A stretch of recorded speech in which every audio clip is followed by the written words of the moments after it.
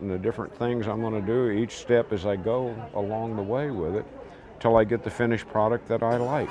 And they do change somewhat from the drawings to the finished piece, because as I'm working in the metal, I'm seeing things that I don't see in the drawing.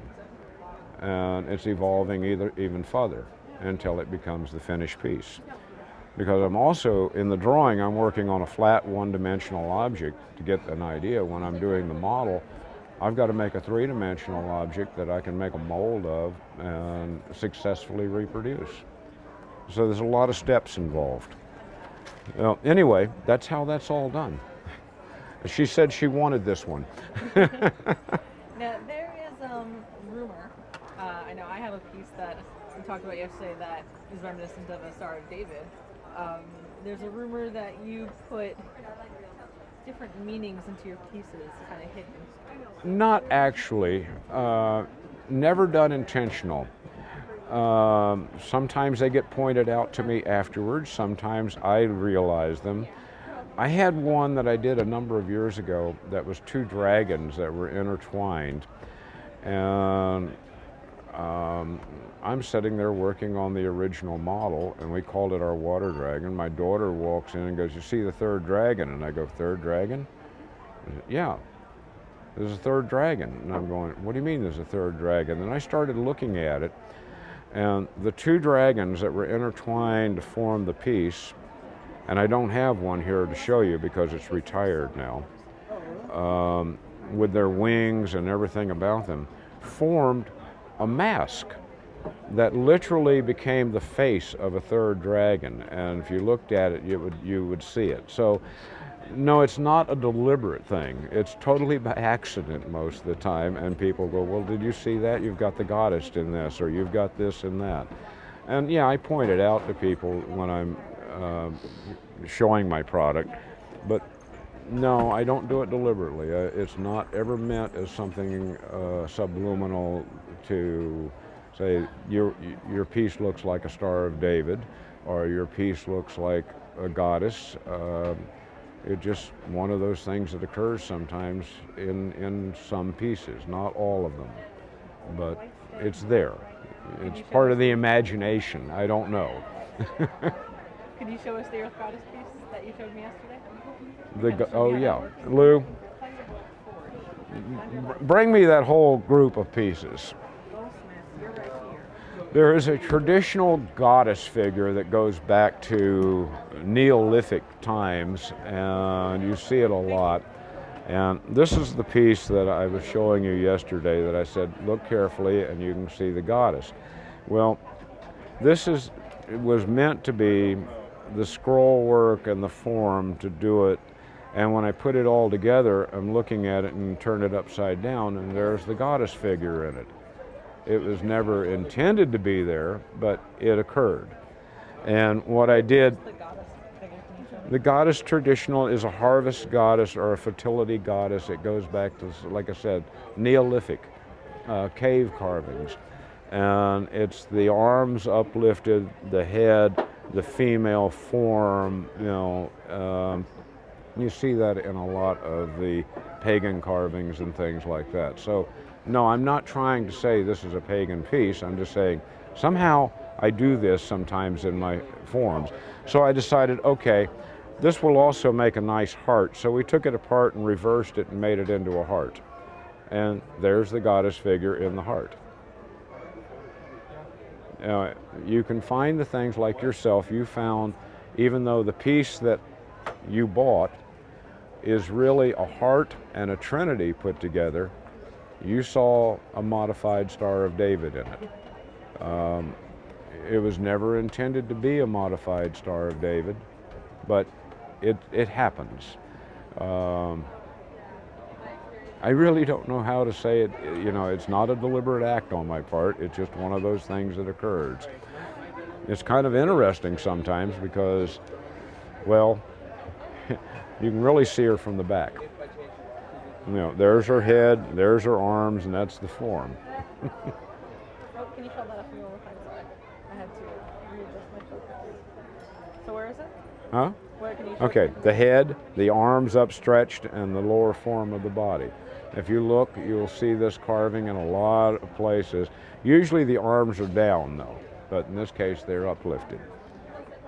So it's just one of those small things that people find in my jewelry, something different, and I kind of like that, you know, to have that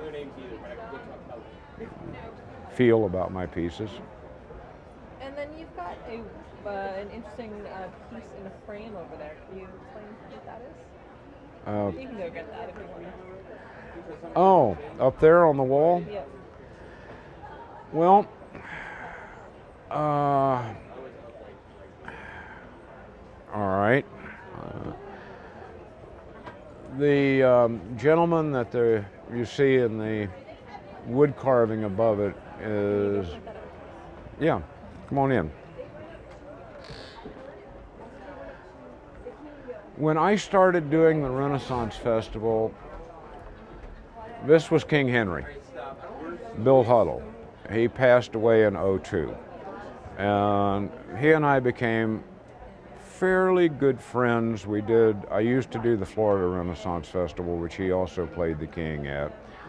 And there I would sometimes be his sword bearer for the knighting, the children's knighting, because there wasn't that many, you know, it was a small festival. But we became fairly good friends. And at one time, I made for Bill this drinking cup, a small shot glass with the Tudor rose and everything else on it. And he used to carry it around as a ring. And it was returned to me on his passing. And it was a gift from me originally to him. And I was very honored to have it given back to me. And so we sort of keep it here as a memorial to Bill Huddle and the king that he was, and the memories of the times we spent with him. Fred and I, who is the new King Henry, have become friends over the years that he has been, and he has a ring of mine that I gave to him when he first took over the role as Henry to bring him luck, because he was stepping into awfully big shoes, and he filled them well. And I think that's another part of what is. There is a history in this village of people that go back 25, 30 years that have been a part of this fair that long. And watch the people that have passed away, people that have moved on, and people like Bill who left their imprint forever on the village of Rebel Grove. Can you show us how that ring was used? How that ring was used? Well, Bill was an extremely large man. This was his pinky ring. Bill made Lou look small. And this is Lou. He worked for me for the last 14 years. Well, Bill would actually carry this around with him. And he wore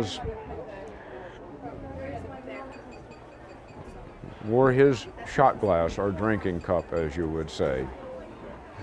And it was one that, well,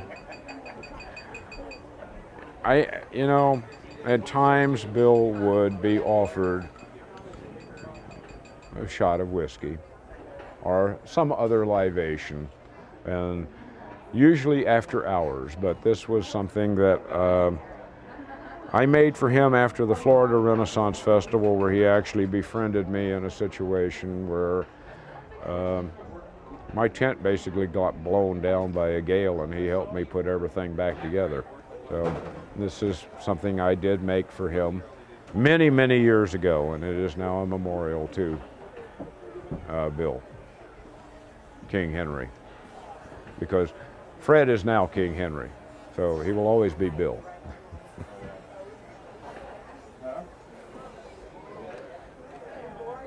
So we keep it here every year as a remembrance. And this, like I said,